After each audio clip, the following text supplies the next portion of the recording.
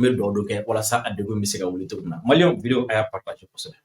an y'a ye faransi ministre dɔ bɛ yala yala la jamana ye ka tɔgɔ tiɲɛ ka mali tɔgɔ tiɲɛ ko depuis olu taara ko ça ne va pas au Mali wa ko depuis olu ka dɛmɛ tigɛ Mali la ko kulekan bɛ fan bɛɛ lajɛlen fɛ ko ça ne va pas au Mali fɛn min ka média locaux ye ani u dɛmɛbaga minnu bɛ anw fɛ yan n'o ye francophiles n'o ye 5e colonie olu fana bɛ ka kuma in ta k'a yala o de la an taara ɲininiw kɛ k'a jateminɛ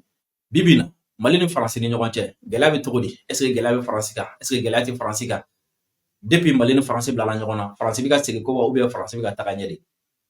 gɛlɛya min bɛ Faransi kan an taara munumunu ka taga don Faransi ja fɛn dɔ bɛ Faransi gɛlɛya dɔ bɛ nalen Faransi surtout an b'a gɛlɛya maliyɛn minnu bɛ Faransi nin waati na k'u ka précaution ta parce que nɛnɛ min bɛna na Faransi a tɛna nɔgɔya kosɛbɛ an bɛna kunnafoniya min di aw ma RFI tɛna n'a fɔ France 24 tɛna n'a fɔ CNN t'a fɔ BBC t'a fɔ wa u ka jɛkulu minnu bɛ anw fana fɛ yan olu t'a fɔ hali Charles Daniel yɛrɛ tɛna nin kuma in fɔ mais anw b'a fɔ parce que Faransi bɛ kunnafoniya ɲini anw kan cogo min na ka anw ka jamana degun da kɛnɛ kan anw fana bɛ taa kunnafoniya ɲini Faransi kan ka Faransi degun k'a da kɛnɛ kan walasa a ka dɔn k'a fɔ ko Faransi tɛ alijinɛ k'a fɔ ko Mali ye jahanamɛ non ce n'est pas comme ça gɛlɛya bɛ diɲɛ fan bɛɛ lajɛlen fɛ o de la tile damadɔni na Faransi ɲɛmɔgɔw u bɛna na bataki dɔ ci préfecture bɛɛ la a bataki in kɔnɔ kuma min bɛ a kɔnɔ an ka nin élément in lamɛn. Le risque de coupure d'électricité cet hiver, ça se précise. Une circulaire va donc être envoyée au préfet et on sait ce qu'elle contient. On vous dit tout ce matin. Marine Sabourin avec nous. Très concrètement, Marine, déjà, combien de personnes pourraient être concernées et quand ces coupures vont-elles se produire s'il y en a ?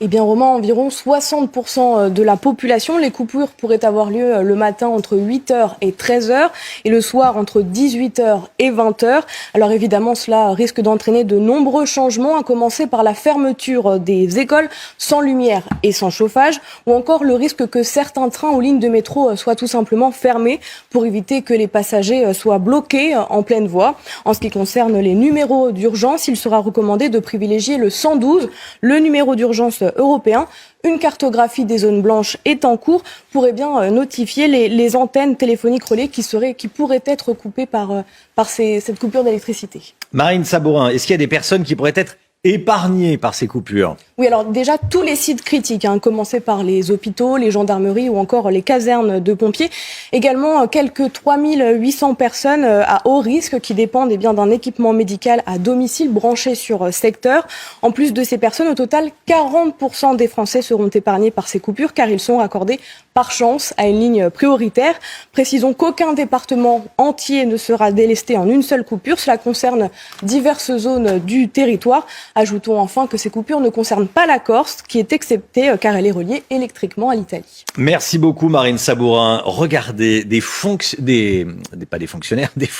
d'électricité conseillent d'ores et déjà à leurs clients de se munir de lampes torches, d'une pile électrique, voire de bougies. C'est la SICAP qui fournit de l'électricité dans le Loiret qui conseille à ses clients de s'acheter des lampes torches et des bougies. Voilà où on en est pour passer cet hiver 2022. Ayiwa maliyɛn aw yɛrɛ bɔra ka élément ye sisan tile damadɔni kɔnɔna na bataki de bɛna na ci k'a f'u ye k'a fɔ ko nɛnɛ min natɔla filɛ ni ye Faransi ko n'i ye Faransɛ ta 100 o 100 ko courant bɛna tigɛ 60 la 40 dɔrɔn de bɛna na courant sɔrɔ o waati kelen anw fɛ yan n'i y'aw hakili b'a la sibiri tɛmɛlen Mali, Mauritanie ani Sénégal olu farala ɲɔgɔn kan k'u tɛgɛ di ɲɔgɔn ma ka baraji dɔ inauguré o baraji bɛna kɛ sababu ye fɛn min ye dugu 89 ye olu bɛ se ka courant sɔrɔ cogo min na mais o waati kelen kɔnɔna la nɛnɛ bɛna bɔ sisan Faransi n'i ye Faransɛ ta 100 fɛn min ye 60 ye courant bɛna tigɛ olu la Malien ne ma deli ka dɛmɛ tulo la fɔlɔ dɛ ne ma deli ni deuxième guerre mondiale tɛmɛnen kɔfɛ ni delila ka kɛ Faransi fɔlɔ minnu b'a la ko minnu ka dɛmɛ tigɛ anw na ja olu yɛrɛ mago bɛ dɛmɛ na ka tɛmɛ anw kan minnu b'a la ka yala k'u bɛna anw dɛmɛ ja olu mago bɛ dɛmɛ na ka tɛmɛ anw kan wa ko o courant tigɛ in fana kɔnɔna la a bɛna kɛ sababu ye Faransi min bɛ ka anw lagosi yan ko terrorisme bɛ ka kɛ sababu ye k'an ka ekɔliso bɛna datugu ko ni courant ko gɛlɛya bɛna kɛ sababu ye Faransi fana ekɔliso camanba de bɛ yen nɔ minnu bɛna datugu o t'a dɔrɔn ye dɛ ko hali terrain siraw terrain boli siraw mɔgɔ minnu bɛna terrain ta ka taga yɔrɔ dɔ la ko terrain caman fana bɛna na jɔ bolimafɛn caman bɛna na jɔ ka sababuya kɛ u bɛna na siran n'u ye mɔgɔ don terrain kɔnɔ k'a fɔ ko bɛna taga n'o yɔrɔ dɔ la a terrain kana bloquer n'u ye sira fɛ donc o b'a yira k'a fɔ ko a ko ka jugu kosɛbɛ maliyɛnw waati min na anw bɛ ka dɔ fara an ka kuran kan o waati kelen faransi min talen nin nɔrɔ Irisi la faransi min nalen nin nɔrɔ Mali la ala bɛ ka faransi sara an ŋaniya la ala bɛ ka faransi ka kojugu ka segin a yɛrɛ ma faransi ka degun k'a b'a da anw kan ala bɛ ka segin a yɛrɛ ma mɔgɔ 100 o 100 n'i y'a ta 60 don n'a natɔ la kuran bɛna tigɛ olu la faransi ekɔliso bɛna ka datugu maliyɛnw France 24 tɛna nin fɔ a ye dɛ RFI tɛna nin fɔ a ye ayi Charles Daniel yɛrɛ tɛna da maga nin kuma la k'a fɔ ko a bɛna n'o kuma fɔ a ye faransi yɔrɔ minnu bɛ yen nɔ minnu bɛna se ka sauver o yɔrɔ jumɛn ye u bɛ yɔrɔ minnu wele ko Corse minnu yɛrɛ bɛ kɛlɛ la ko fo k'o ka indépendance d'u ma olu dɔrɔn de nin kuran tigɛ in tɛna olu sɔrɔ o fana sababu ye jumɛn parce que olu fɛ yen olu ka kuran bɛ bɔ Italie donc ko faransi bin mankanba in bɛɛ la jaa hali indépendance t'a bolo hali kuran t'a bolo ka di a ka mɔgɔ ma o de bɛ yala la anw fɛ k'a bɛna anw dɛmɛ donc aw kan ka faamu k'a fɔ ko dɛmɛ tɛ kunnafoniya min bɛ fara o kan mɔgɔ minnu bɛ yen nɔ société minnu bɛ yen nɔ n'u bɛ kuran fourni olu ko cogo di ko faransɛw k'u labɛn nɛnɛ nata k'u ka pilu san k'u ka torches san k'u ka lampɔnw san anw bɔra min kɔnɔ dɛ ko faransi bɛna lasegin ka taga o de kɔnɔ mali la anw bɛ ka bɔ torche kɔnɔ anw bɛ ka bɔ lampan kɔnɔ ko faransi bɛna lasegin ka taga o de ma parce que société minnu bɛ yen nɔ a bɛna fɔ anw ka énergie ɲɔgɔnna minnu bɛ yen olu ko cogo di ko faransɛw k'u jija yanni nɛnɛ ka se k'u ka fɛn min ye torches san k'u ka lampu san k'u ka pilu ɲini ka bila u bolo kɔrɔ maliyɛnw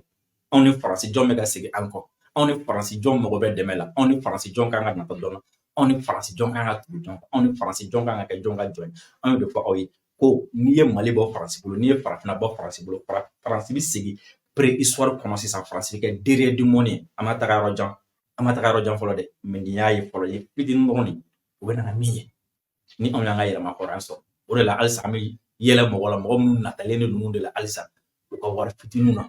mɔgɔ minnu ma se ka fɛn ɲɛ u yɛrɛ u ma se ka kuran d'u yɛrɛ ma olu bɛna kuran di anw ma yan mali an bɛ fɛ ka nin vidéo de yira aw la an bɛ fɛ ka nin information de di aw ma walasa a ka dɔn k'a fɔ ko gɛlɛya bɛ anw fɛ tiɲɛ don